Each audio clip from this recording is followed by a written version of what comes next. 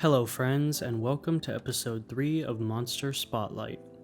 In this video, we'll be covering the aggressive flying wyvern, Tigrex.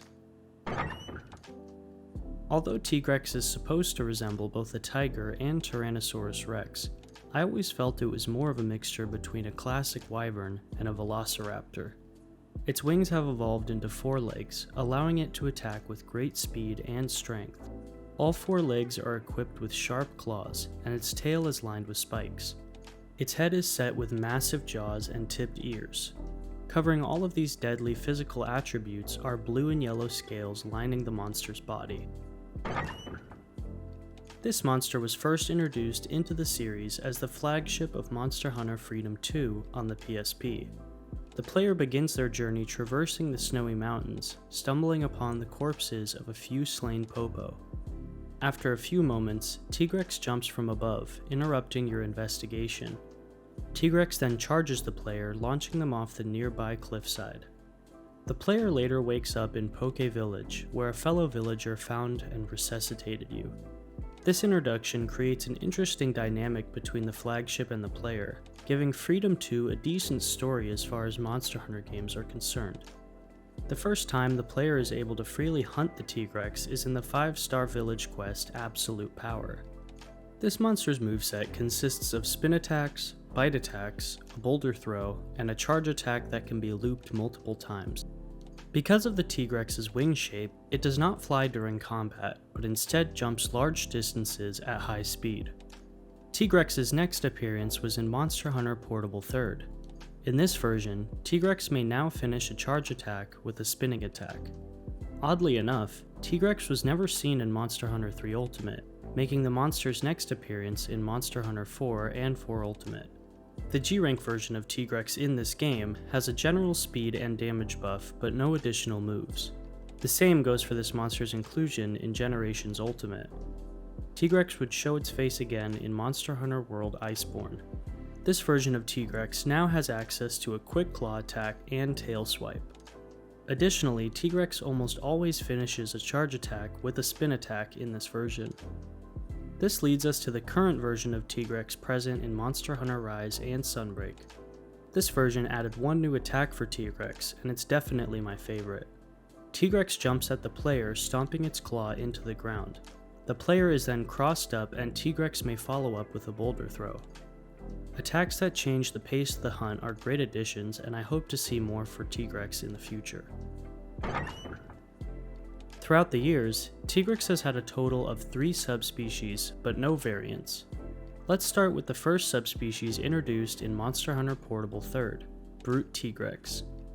Brute Tigrex has darkened scales, evolved to withstand any environment the monster traverses.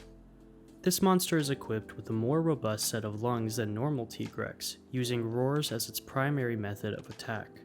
Not only this, Brute Tigrex's arms are also enhanced as well, creating a devastating heavy charge attack that can be finished by one of these roars. In Monster Hunter World Iceborne, Brute Tigrex was given the ability to use its roar in a sweeping motion around itself, covering as much ground as possible. Next up is the rare species only seen in Monster Hunter 4 Ultimate, Molten Tigrex. Molten Tigrex has a blood red tinge to its scales, with bright blue wings and claws.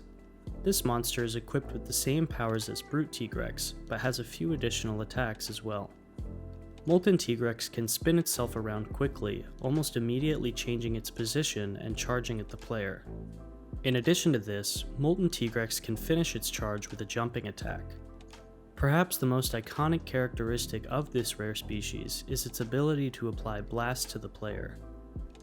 The last alternate of this monster was the deviant version introduced in Monster Hunter Generations, Grimclaw Tigrex. Grimclaw Tigrex looks most similar to normal Tigrex, but with deep blue scales covering its wings. This deviant shares many similarities to Brute Tigrex, with the addition of using its roar back to back, and finishing its charge attack with a boulder throw. This deviant introduces 2 new attacks to Tigrex's roster as well. These include a claw slam that erupts the ground after a few seconds, and a much larger boulder throw. Here's a few quick fun facts about Tigrex. A method called ledging is possible with Tigrex in all versions. When Tigrex charges the player and runs into a wall or pillar, its jaw will be stuck for a few seconds, opening up attack opportunities for the player. Similar to other monsters, when Tigrex is exhausted, it will fail its charge attack and fall on the ground instead. On top of this, the speed of these charge attacks are greatly reduced. I couldn't confirm this last fact, but apparently in older titles, some of Tigrex's attacks dealt dragon damage to the player. This was changed after the release of the 5th generation. Tigrex is an incredibly well-designed monster that has become essential to the series at this point. In the future, I hope to see its first variant, or the return of the Molten Tigrex rare species. Hey, thanks for watching this episode of Monster Spotlight. If you enjoyed the video, consider giving it a like and subscribing to the channel. I recently started a Discord where we talk about Monster Hunter and other games. It'd be super cool if you'd check that out. I'm occasionally active on Twitch and Twitter, so check those out in the description as well. Thank you so much for watching, and have a great day.